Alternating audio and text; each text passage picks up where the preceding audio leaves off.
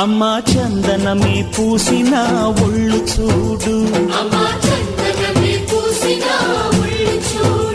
అమ్మా పున్నమి పుట్టిల్లు ఆ కళ్ళు చూడు, అమ్మా ముక్కోటి మెరుపులా మోము చూడు, అమ్మమ్మ ముగ్గురమ్మల మూల పుటమ్మ